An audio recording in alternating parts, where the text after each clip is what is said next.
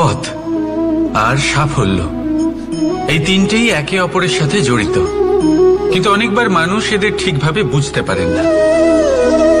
তারা ভাবেন যে যেরকম লক্ষ্য হবে সেরকমই পথ হবে, সেই মতোই লক্ষ্য কঠিন হলে পথ কঠিন হবে, লক্ষ্য সরল হলে পথও সরল হবে। যদি আপনাকে আসল সত্যের সাথে অবগত করাই, তাহলে দেখবেন সবকিছুই এর উল্টো। লক্ষ্য নিজের পথ বানায় না, পথ সেটাই যেটা আপনি স্বয়ং নির্বাচন করে আপনি নিজে বানান। সেই অনুসারেই আপনি আপনার লক্ষ্যে পৌঁছতে পারবেন। সেই জন্য জীবনে যখনই লক্ষ্যে পৌঁছানোর পথের বিষয়ে আপনি কোনো সিদ্ধান্ত নেবেন, তাহলে তা ভেবে চিন্তে নেবেন, কারণ এই পথ অত্যন্ত গুরুত্বপূর্ণ। পথ যদি শুভ হয়, তাহলে লক্ষ্য আপনা থেকেই শুভ হয়ে যায়। তাহলে আসুন আমার সাথে ভালোবেসে বলুন, রাধা রাধা। ভাগ্য আর কর্ম, এই দুই এমন শব্দ যাকে ঘিরে সমগ্র সংসার। কেউ বলে আমার ভাগ্যে এটা ছিল না, যা পেলে আমার জীবন অন্যরকম হতো। কেউ বলে আমার গত জন্মের কর্ম নিশ্চয়ই এমন ছিল, যে কারণে এই জন্মে এরকম ভাগ্য পেয়েছি আমি। এইসব বাদ দিন আর একবার শান্ত চিত্তে ভাবুন। আপনি বুঝতে পারবেন যে ভাগ্য আর কর্ম এই দুই এই জন্মের। তফাৎ শুধুমাত্র এটাই যে যদি ভাগ্যের কথা বলা হয়, তাহলে আপনি এই ভাগ্যের থেকে যত বেশি আশা করবেন, তত বেশি নিরাশ হবেন আপনি, কারণ এই আশা আপনাকে কর্ম করা থেকে আটকায়। যদি কথা বলা হয় কর্মের, তাহলে নিজের কর্মের প্রতি যত বিশ্বাস রাখবেন, তত বেশি সফলতা আপনার কাছে আসবে। তাই একটা কথা মনে রাখবেন, ভাগ্য আপনার কর্ম নির্ধারণ করে না, কিন্তু আপনার কর্ম আপনার ভাগ্যকে অবশ্যই নির্ধারণ করে। রাধা রাধা নাম কত সাধারণ একটা বিষয়।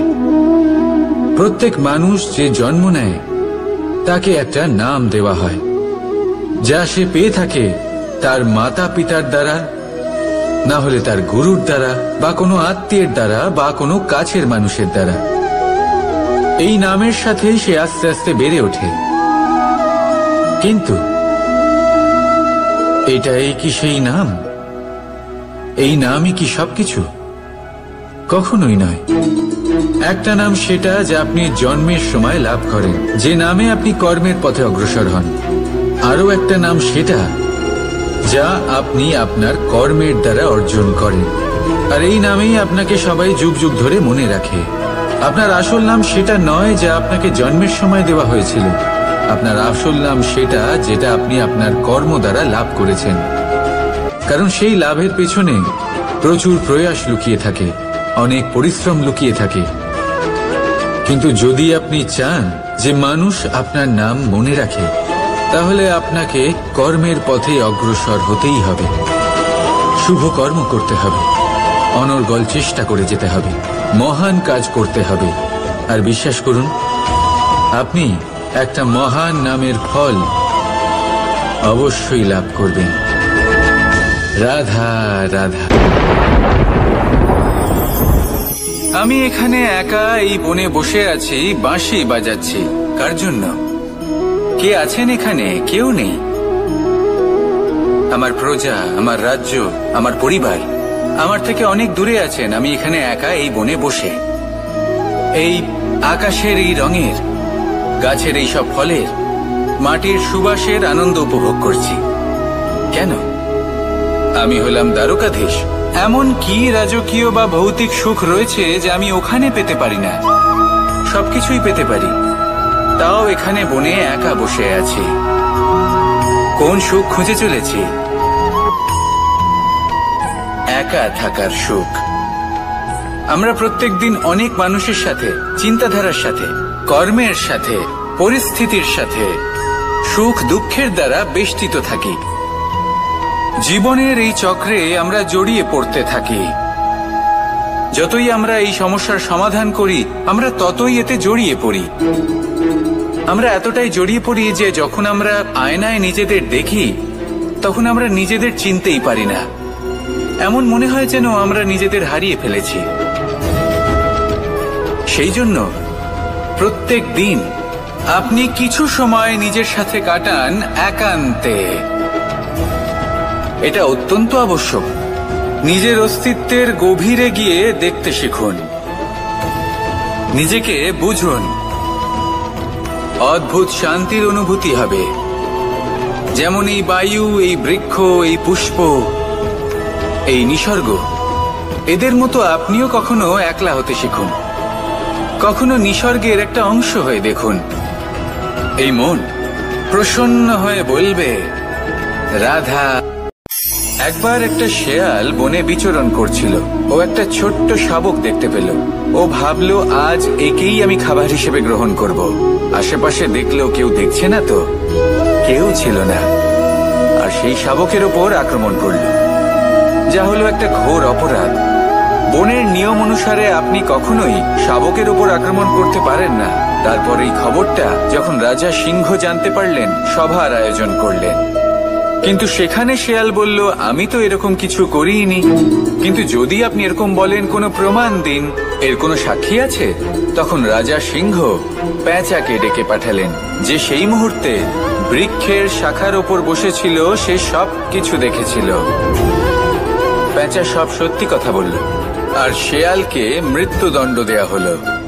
এবার এই কাহিনী আমি আপনাকে কেন শোনালাম? কারণ মানুষও কখনো কখনো এরকম কর্ম করেন যা শিয়াল করেছে। এটা ভাবেন কেউ দেখছে না, যখন আমি অনুচিত কর্ম করতেই পারি। কিন্তু না, আপনি যাই করুন না কেন, কেউ না কেউ অবশ্যই তা দেখছে। কোনো ব্যক্তি না হলেও কোনো প্রাণী, না হলে কোনো যক্ষ বা দেব বা প্রেত। যদি এনারা কেউ না দেখেন, তাহলে ধরিত্রী মাতা দেখেন, যেখানে দাঁড়িয়ে আপনি সেই কর্ম করছেন, তাই না? তাই একটা কথা সবসময় মনে রাখবেন, কে দেখছেন কে দেখছেন না সেই বিষয়ে ভাবা ছেড়ে দিন। এটা খুব সহজ কথা। আপনি যদি উচিত কর্ম করেন, উচিত ফল পাবেন। যদি অনুচিত কর্ম করেন, তাহলে আপনি অনুচিত ফল অবশ্যই পাবেন। সেই জন্য উচিত পথে চলতে থাকুন, উচিত কর্ম করতে থাকুন, আর আমার সাথে ভালোবেসে বলুন, রাধা রাধা। বাহ, পুষ্পের সুবাস আমার খুব ভালো লাগে। অত্যন্ত সুন্দর হয় এই পুষ্প। এইভাবে চারিদিকে পুষ্প দেখে মন আনন্দিত হয়ে ওঠে। এবার আপনারা ভেবে দেখুন, আমার চারিদিকে পুষ্প নয়, আগুন আছে। তাহলে কি হবে? আমার শরীর কি জ্বলে যাবে না? অবশ্যই জ্বলবে। শরীরকে কি আগুনের তাপ সহ্য করতে হবে না? অবশ্যই সহ্য করতে হবে। এটাই হলো প্রকৃতির নিয়ম।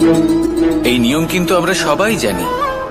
কিন্তু আমাদের মধ্যে বেশিরভাগ মানুষ এই বিভ্রান্তি নিয়ে বাঁচি যে এই যে প্রকৃতির নিয়ম, তা আমার ওপর প্রযোজ্য নয়। তা কিন্তু নয়। আমাদের চতুর্দিকে এই যে নিসর্গ রয়েছে, আমরা তার কতটা ক্ষতি করি সেটা একবার ভেবে দেখুন। আমরা বনাঞ্চল জ্বালিয়ে দিই, বায়ু দূষিত করি, জল দূষিত করি, প্রাণীদের হত্যা আমরা করি। কেন? এই নিসর্গ আমরা নষ্ট করি, যদিও আমরা জানি যে আমরাও হলাম এই নিসর্গেরই অংশ। এবার দেখুন, শরীরের কোনো অংশে যদি আগুন ধরান, আস্তে আস্তে সমস্ত শরীরও জ্বলে যাবে। সেইভাবেই নিসর্গ যদি নষ্ট হয়ে যায়, তাহলে মনুষ্য জাতিও নষ্ট হয়ে যাবে। তাই এই যে নিসর্গ আপনি দেখছেন, এই পুষ্প, এই বৃক্ষ, বায়ু, জল, এদের সকলকে রক্ষা করুন, নষ্ট নয়। মনে রাখবেন, যদি নিসর্গ থাকে, মানুষ থাকবে। যদি নিসর্গ থাকে, তাহলেই জীবন থাকবে। আসুন আমার সাথে ভালোবেসে বলুন, রাধা রাধা। কারই না পছন্দ বলুন তো? অত্যন্ত সুস্বাদু হয় এই মধু। মিষ্টি খেতে হয় এবং তা শক্তিও প্রদান করে। এবং প্রত্যেকটি মিষ্টি পদার্থের মতোই এতেও খুব তাড়াতাড়ি পিঁপড়ে ধরে যায়। অন্যদিকে যদি নুনকে দেখি, তাহলে বছরের পর বছর রাখলেও এতে পিঁপড়ে ধরে না। এবার যদি কথা বলি বন্ধুত্বের, তাহলে বন্ধুত্ব নুনের মতো হওয়া উচিত, মধুর মতো নয়। যারা সামনে এলে শুধুমাত্র মধুর মধুর কথা বলবে, পরে এতে পিঁপড়ে ধরে যাবে। এটা নুনের মতো হওয়া উচিত। প্রকৃত বন্ধু হলো সে যে সময় এলে পরে আপনার সামনে আপনার প্রকৃত সত্য তুলে ধরবে, তা সে যতই কঠিন হোক না কেন। আপনার দোষ, আপনার অপগুণ, আপনার খামতি আপনাকে বলতে পারবে, যাতে আপনি সেগুলো শুনে মেনে নিয়ে তারপর নিজেকে শুধরোতে পারেন। এটাই হলো প্রকৃত বন্ধুত্ব। কখনো নিজের জীবনের আশেপাশে মন দিয়ে দেখবেন, অনেক সময় এমন মানুষ থাকেন, অনেক বন্ধু থাকেন যাদের দেখে আমাদের মনে হয় যে এনারা খুব কঠোর, এনাদের কথা খুব কটু। কিন্তু বেশিরভাগ এমন মানুষের মনটা যদি বুঝতে পারেন তাহলে দেখবেন তাতে কোনো মালিন্য নেই, এনাদের মন অত্যন্ত পবিত্র হয়।